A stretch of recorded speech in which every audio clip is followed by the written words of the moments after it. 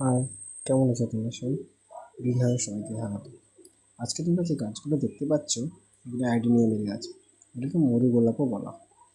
কম বেশি আমরা বাগানে মরু গোলাপ সবাই লাগিয়ে থাকি। আজ এই মরু গোলাপ বা অ্যাডিনিয়ামগুলোর রিপোর্টিং করবো।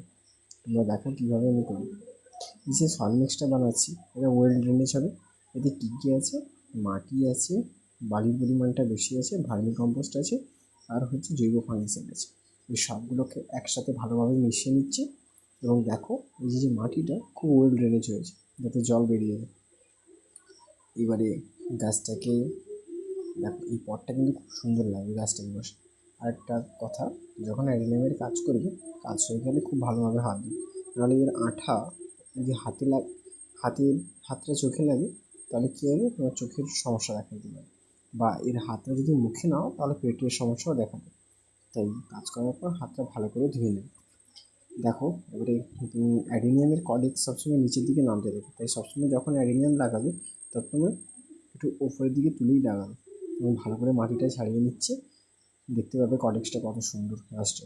এবং যখন থাকবে এরপরে আর খাওয়ার টাওয়ার দিলে কর্ডেক্সটা আরও মোটা হয়ে যাবে।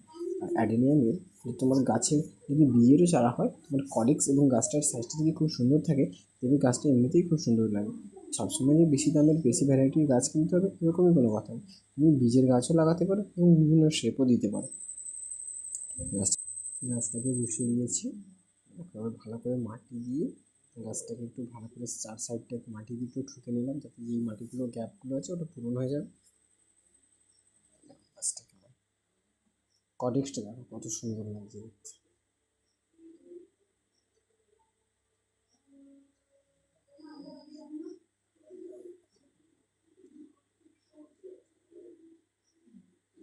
গাছটা যখন তোমরা ফাইনাল লুকটা দেখবে তখন বুঝতে পারবে যে গাছটা কত সুন্দর হয়েছে।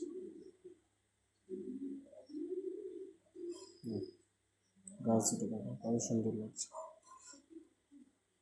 তোমরা লাগাতে পারো অ্যাডেনিয়াম। অ্যাডেনিয়াম বাগানে থাকলে এটা অল্প পরিচর্যাতে খুব সুন্দরভাবে হয় এবং ফুল পাওয়া যায়। কিছুদিনের জন্য এটা ডরমেন্ট সিজে থাকে, নাহলে কম বেশি ফুল হয় গাছগুলোতে।